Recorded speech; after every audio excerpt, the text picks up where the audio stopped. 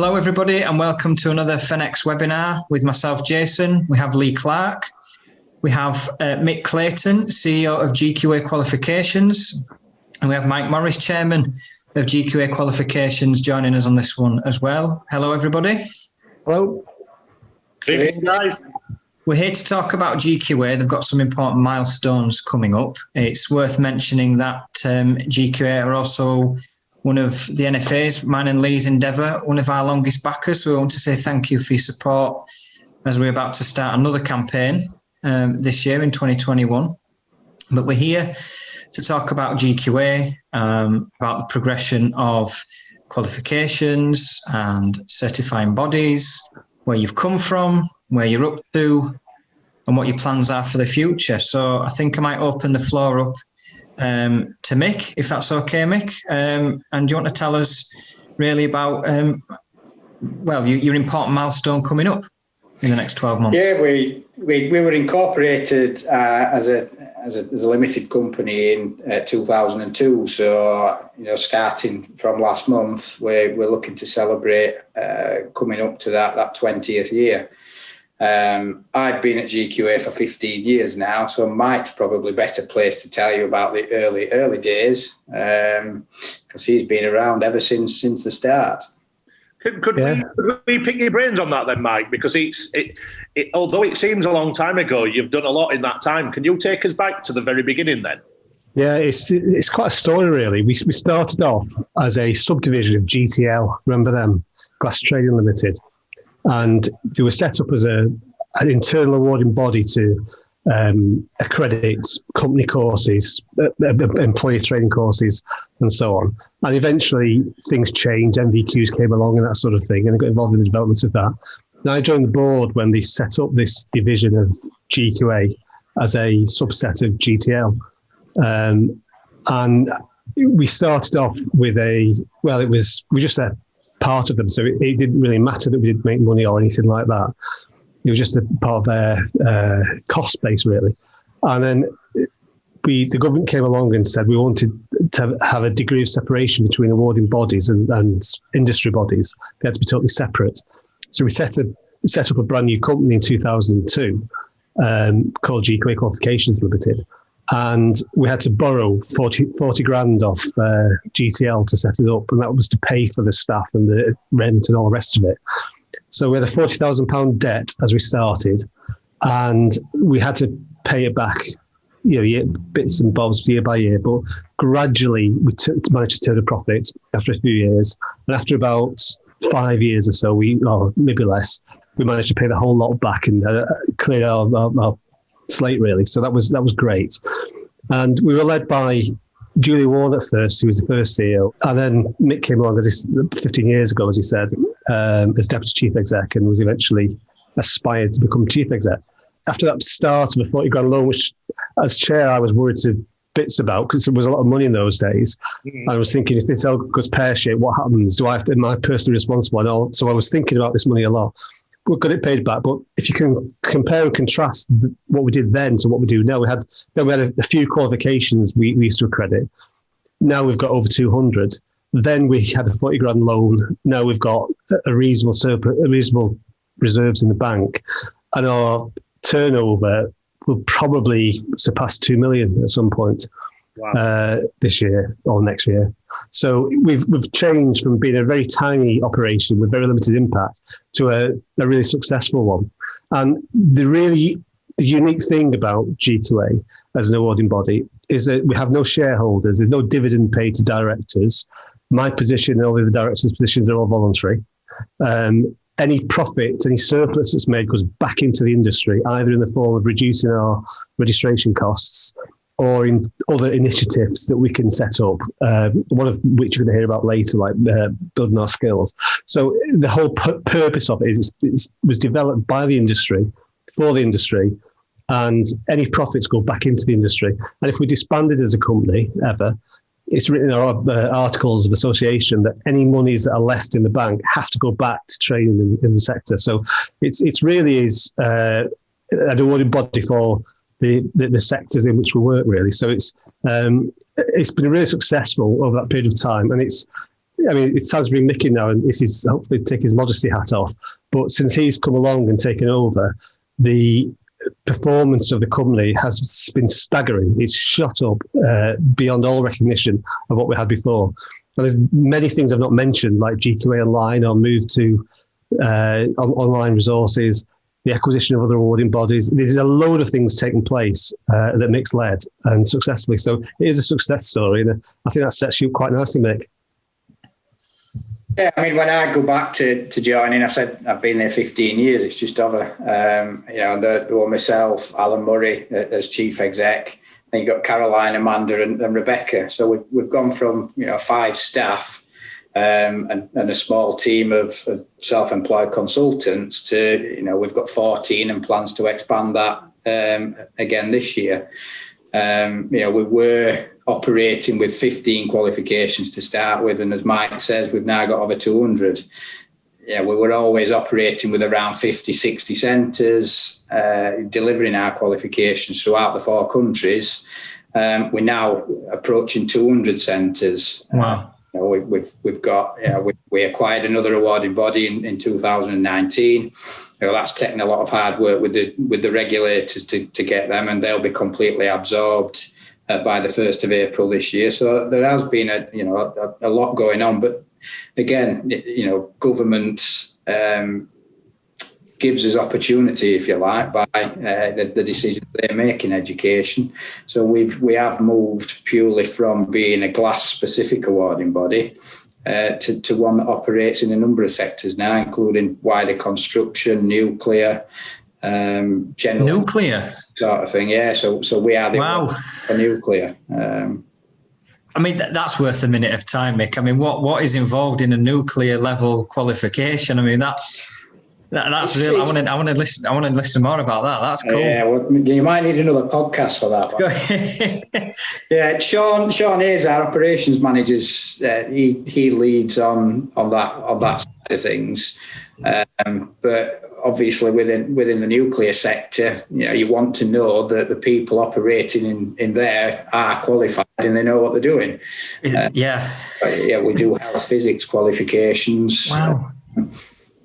Yeah, and it is mandatory that they do achieve those quals. I've got to say this, and I think I've known you now, Mick, probably since I was in the industry about 11, 12 years ago, I think it was when I started. And I started dealing with you when I used to work at a magazine. And I've had the pleasure of dealing with you most of that time as a company, helping push your name out, but watching you grow as a, the big green queue, what it's turned into now, what everyone knows, and growing and growing and growing. So it's been fascinating to watch. But there's 2 things that I will say here, and the people who are listening, you guys as an association are probably the most request. We do regular podcasts or videocasts every 2 weeks, and we've got a fair following now. People come and watch us most weeks. We've got a bit of a community. The people who keep asking for requests of who we should be interviewing, it's always get the GQA guys on, get them talking about the skills, get them talking about the qualification side. We've been asked numerous times over the last few months to get you on. So it is good to have a listen to what you guys have been up to the past. But also we're going to talk about some of your plans for the future, hopefully. I know you're not going to give everything away, but it'd be good to know what you've got planned. But it has been very fascinating to watch, and we're proud, and we're very careful who we work with the NFAs. We want people with a good reputation working with us. And like Jason said, I know you've been working with us with the NFAs since pretty much from concept. From the beginning, I think, Mick, if that's correct. Yeah. And you're in a world of where associations are met with a little bit of scepticism. Your name is very well respected. He's highly respected, massively, as a group. So we're happy to have you on. And like I said, it's interesting to hear the backstory as well, because I think I missed the first 3 years, so I didn't see the very beginning, where it was probably the toughest times for you having to get it up and running. But it's been interesting to watch for the last 11, 12 years, I've got to be honest. Yeah. See, I only joined 2007, I think, in the industry. And it was a couple of years after that until the online stuff sort of brought me deeper into it. So, you know, I'm on about the same time scale as Lee. You know, I've sort of missed the early years, but sort of got to know GQA sort of as you were on the cusp of sort of breaking out into bigger and better things. So it's been really good to watch. Well, at the beginning, we were really involved in the development of the occupational standards for this glass sector, which is obviously all our qualifications are based on the occupational standards. And it's important they're kept up to date. And it's a shame that in England, they're moving away from occupational standards now, replacing them with something else, which I'm not sure is an equivalent standard, but that's my own personal view. Scotland, Wales, and Northern Ireland have kept their reliance on occupational standards. And I've been working on them within another sector, well, two other sectors actually. In the gas sector in Scotland, have been developing some occupational standards and a framework up there for them. And they're totally reliant on qualifications to underpin the competencies. It's no good people just go to a training course and then going out, you know, putting boilers in or putting pipes in the road. They've got to be properly qualified and assessed on the job before they're allowed to let loose. Just like Mick was saying about nuclear, they have to have that experience, those skills tested by somebody who knows what they're looking for on the job against a set of standards that the industry recognises. And without that, we're just messing about. And that's what our qualifications do. And that's why originally it was set up by employers, for employers, to prove in a court of law that their employees were competent to do that particular job. The people themselves having a qualification on a piece of paper which they can take round to different employers and say, look, I'm properly qualified now. Not only am I competent, I've got this experience, but I've got a piece of paper that says I'm qualified, and it's been checked every 5 years. I'm bang up to date, and that person then can walk into most jobs and would be recognised by most reasonable companies. There are always going to be cowboys out there who'll take anybody on, but if you want to build your reputation as a company for quality, you need to have staff who are properly qualified, and that's what we're really pushing. That's the message at the moment that we're trying to get across. And it is in a time of change, and you're right that GQA is recognised more widely now, but we're not recognised enough at government levels, and we're trying to get into those circles to try and put the case for qualifications, because at the moment it's been taken up by other people who've got other agendas, and it's not right for the future of the sector. I mean, people say we would say this anyway, wouldn't we, because we're trying to flog qualifications, but there's no point to selling qualifications. We don't make any money out of them, really. We can't. It doesn't go anywhere. It just goes back to the sector. The whole purpose of us existing is to lift the skill level and the qualification level of the sector. That's the only reason why GQA exists. It's not there because we like to be here. That's what it's for. So that's what our agenda is, really. And we're trying to think of exciting ways to push that forward. I've got to say, I mean, sorry, Lee, just to say, I mean, we have our family-run installations business. And our fitters, they've got their qualifications through a GQA training centre, so they've got the card with the logo and everything. But do you know, it's a matter of pride as well. Like it's good for the industry, it's good for the person, because they've been assessed, they've done what they've needed to do to get the qualification, to get that card, and you can sense the pride. I remember when they got it. Yeah. And we're genuinely proud of what they've done. And they feel valued, and they feel loyal to the company that's invested in them, and they're going to be retained by the company rather than just move up to the next company for another 50p an hour. It's you know, it is that personal investment in their own future, and people recognise that, and they're loyal to companies who do that.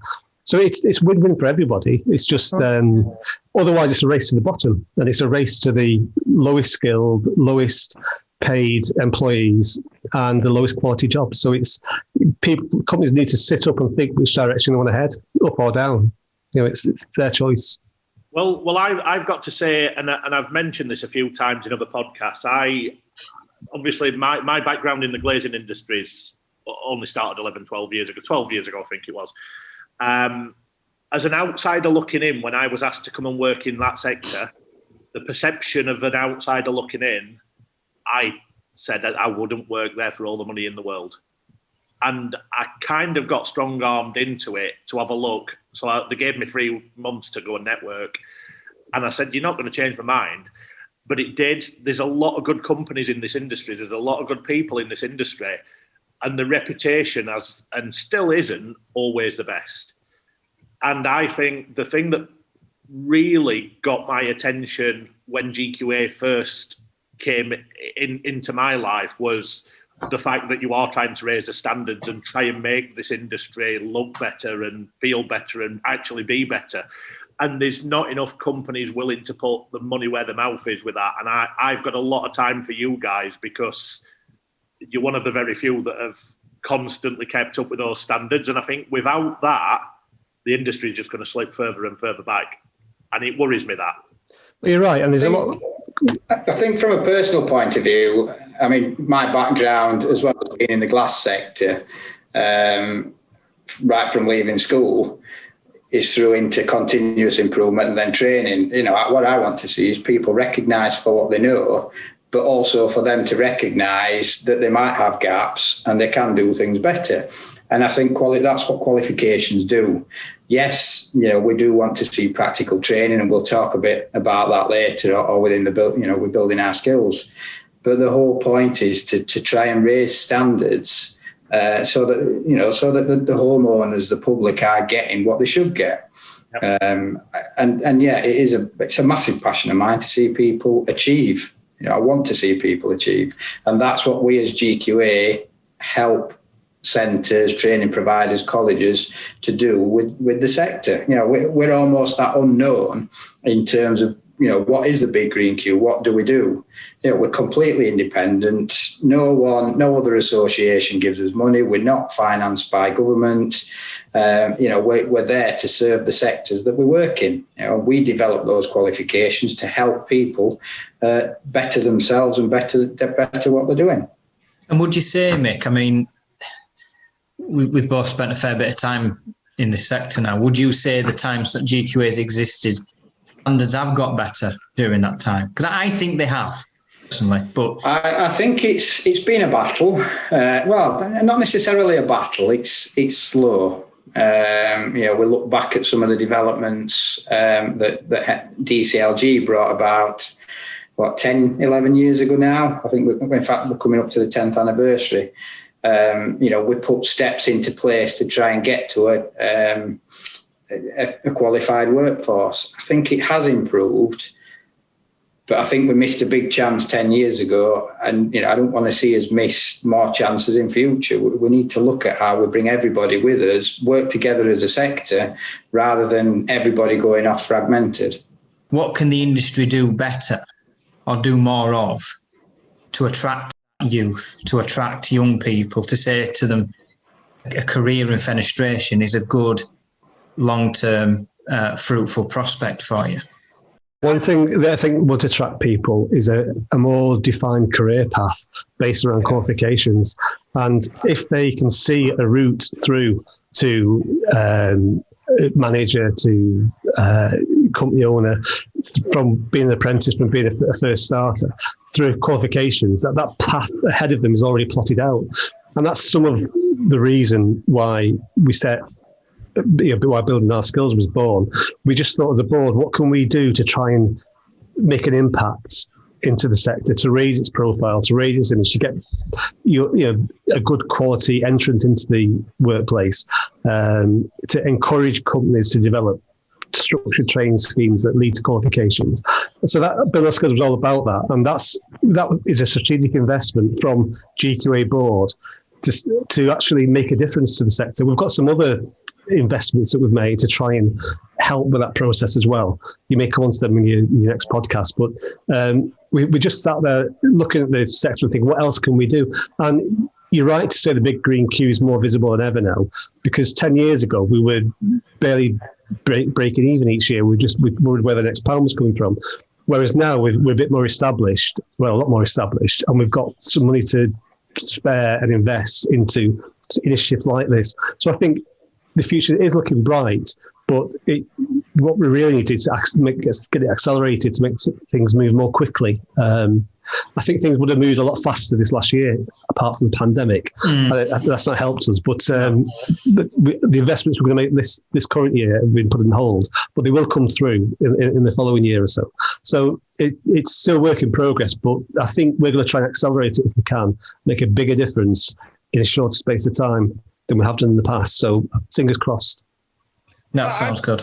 I've got something I'd like to ask, and I think this is not for me, but this is for the wider audience, because I'm not sure everybody knows all the qualifications within this industry. Now, I'm not expecting you to list every one, but there's a wide range of qualifications. What do you actually cover within the qualifications? What sort of standards and what sort of areas do you cover? If you're working in this sector, there is a qualification for you.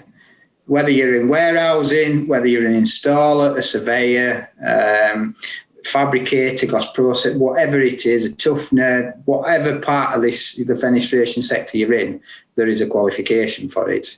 And they start at level 1 from your principles of windows and doors, which is basically this is what this sector's about, and this is what a window is, this is what a door is, different materials, all that sort of stuff, through to your installers, your managers. We go right up to level 5, level 6 in terms of general construction, supervisor and management. So, wherever you are in this sector, there's a qualification for you. And that's what, I know it was a bit of a leading question, but I don't think everybody is aware of the amount of different qualifications there are. Yeah. And what I don't want people to do, because there's a lot of people asking for this podcast, is think that it's just pigeonholed into a couple of different qualifications, because like you said, there's something there for everybody in the sector, really. I think it's, when you start looking at the figures, we've already said that we've gone from 14 quals, which were purely glass specific, so your fabrication, glazing, that sort of thing. And we now offer, around about 200 or up to 200 that, they're into the wider construction sector. But we've also issued over 42,000 fenestration specific qualification certificates since 2002. So there's a lot of people within this sector. Yes, some will have obviously retired and moved on, but there's a lot of people within this sector that have achieved one of our qualifications. That's fantastic. 42,000 since 2002. 2002, yeah. And what about the future? What about the future? Because I know we've just mentioned there, COVID has probably held back a lot of plans for a lot of people. And I know speaking to you, Mick, you told me that you'd got some big plans over last year and this year just gone. I know it's probably slowed everything down, but what have you guys, is there anything you want to tell us or that you can tell us about what's happening now and in the near future? I think all that we want to do is make sure that we are still in a position where we can support all the sectors that we work in to improve. So yes, we've obviously added the new sectors with the new awarding body, and we will work in those sectors to improve what they're doing, and to continually prove the competence, if you like, of their people. But our core sector has always been fenestration. The people that are full-time within GQA are all from the glass and related sectors. So we will continue looking at how we can improve that. And I think when you see what Building Our Skills are doing, the progress that they've made over the last 12, 18 months, and what we're talking about at GQA board level for the next 12 months, there is a lot of stuff to come out. Yes, we can't talk about it yet because it's got to be discussed further at board level. But everything that we do is looking at how we can improve this sector, both the perception of it and how it delivers. I'm gonna big you up a little bit here, because one of the things that I will say is there's some very knowledgeable people, both at staff level and on the board. And like you said, there's a lot of genuine glass industry people at GQA. You guys here, Mick and Mike, obviously you've been in this industry now a long time, you know it inside out. You've got other keyboard members as well. You've got all your staff that are very, I've met a lot of your staff, Mick, during the times coming to see you guys. There's a lot of committed people there.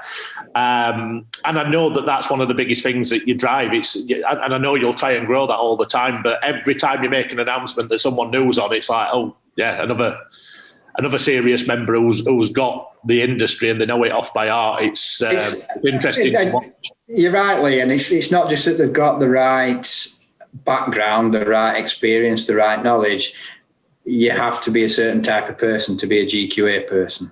Yeah, can't fault that. I love that ethic, and it's you've got to have the right people working it. If you want to do things right, you've got to get the right people. I think that's the key thing for any company. It's the same at any business, isn't it? You've got to build that like a family, that community, that ecosystem. And that hinges on having the right people. Yes, obviously you've got to have the knowledge and the expertise, but you've got to gel together as a team. There is one question that I'm going to put to both of you, and it's a bit of a wide open one. This, but if you had a message to put out there to the companies, because we know what it's like. People always look at qualifications, and some people absolutely love it and they're all for it, and others are a bit more restrictive against the idea. Oh, it's all cost, it's this, it's that. If you was to put a message out to people in the industry, whether it be an installation company, a fabrication company, one of the main supply chain in the industry, what would you say to them about why they should be getting their staff taking these qualifications? One thing I would say is if people start giving you advice about qualifications and competencies and all the rest of it, is to ask yourself seriously, why are these people putting forward that point of view? Don't ask yourself what they're telling me. What's in it for them? Why are they doing that? And I think a lot of the advice we get from different bodies is conflicting. And if you're going to go back to why are they saying that? Is it for their own personal gain or their own company's gain, or is it for the greater good? And I think that, to me, that is how you separate the wheat from the chaff in this sector.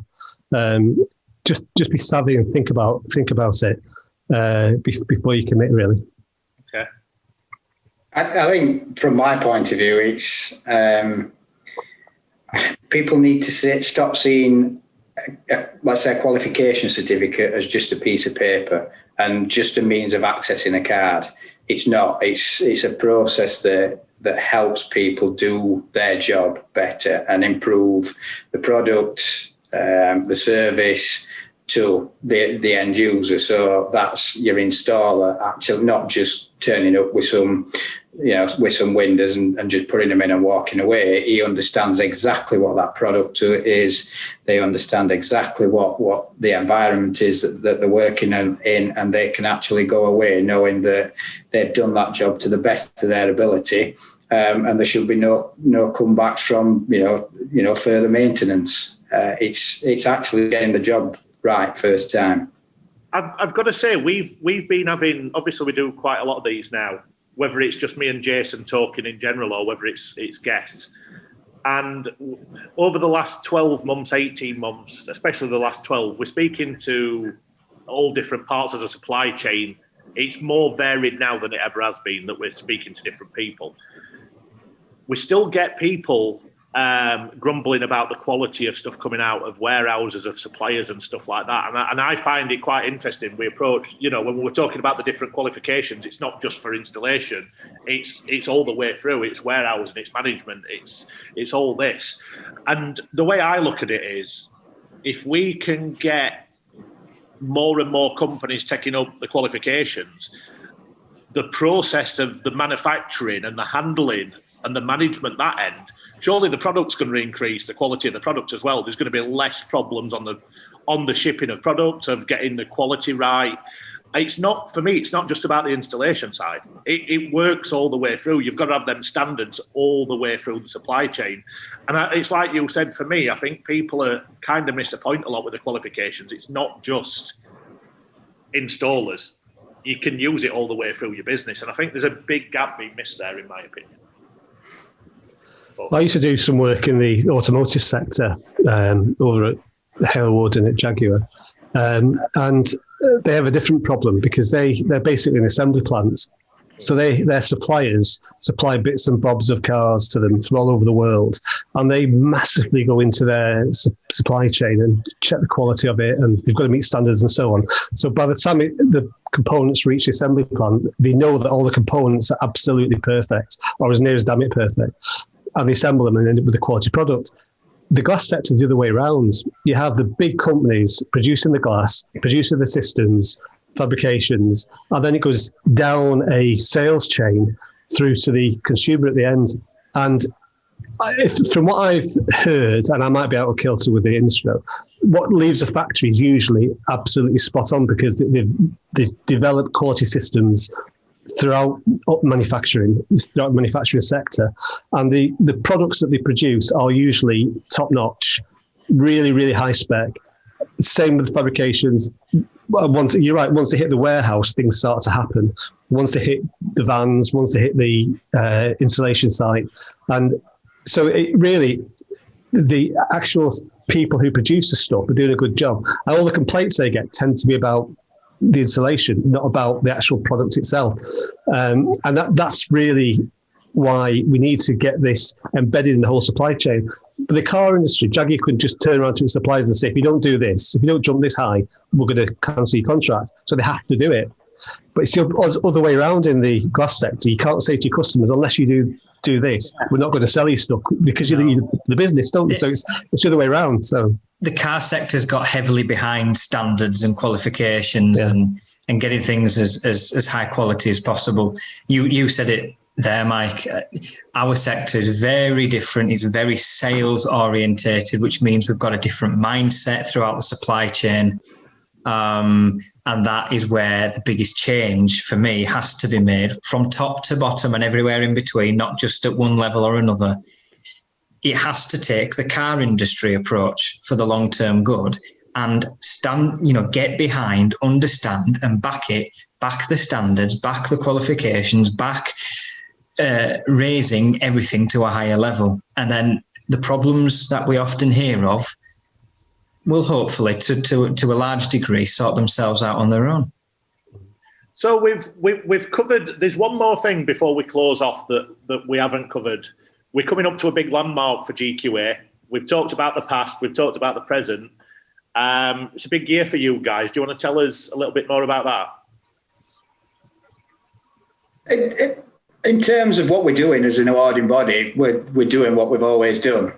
But in terms of marketing and promoting that fact, 20 years, we have done a heck of a lot. Like I said, 40,000 plus certifications just in Fenestration, but we've just gone over 140,000 certifications as an awarding body in that time. So you can see Fenestration is our biggest sector, but we've done 100,000 in other sectors as well. So we are growing at a rate of knots. The plans for promoting the fact, we're just getting in touch with old centres, existing centres, promoting, once a month through social media, just what we have done, what those milestones are. I mean, not many people know, but we are the only issuers of CSCS cards for the glass sector. You can't go to CITB for that, and we've had that partnership with CSCS since 2017. So we'll promote that later on in the year. Building out building our skills, and all the other stuff that we've done in the past, we'll promote that. So it's not as if there's any secrets in it. It's just promoting what we've done as an awarding body for the last 20 years and condensing it within the next 12 months leading up to January 2022. Well, it's been nearly 20 fabulous years. Hopefully we're going to see an even more impressive next 20. Pandemic free. If only. It'll be interesting to see what happens in the future. And like I say, I know that from working with you guys, there's a lot that you do and a lot that you're very passionate about. So it'll be quite interesting. Before we end, obviously we've covered quite a lot there, and I know we're going to be having another podcast with you guys regarding building our skills. So we're looking forward to that. But before you go, if anybody wants to get in touch regarding the qualification side, what do they need to do, guys? Is there anything that you want to put out there? The easiest thing to do is go to our website, which is just GQAqualifications.com, or you can get us on, whether it's Instagram or Twitter, at GQA Quals. That's the easiest way. Most people are on social media. at GQA Quals should be pretty easy to remember. Excellent. Well, we've had a lot of people asking for this podcast, so they'll be delighted that we finally got you on. I know you're very, very busy, and it's been a very busy period. So thanks for your time. Yes, thank you both. Mike. Yeah, it's been a pleasure, gents. Yeah, nice speaking to you all. Speak to you soon. All right, cheers now. Bye. Bye. Cheers.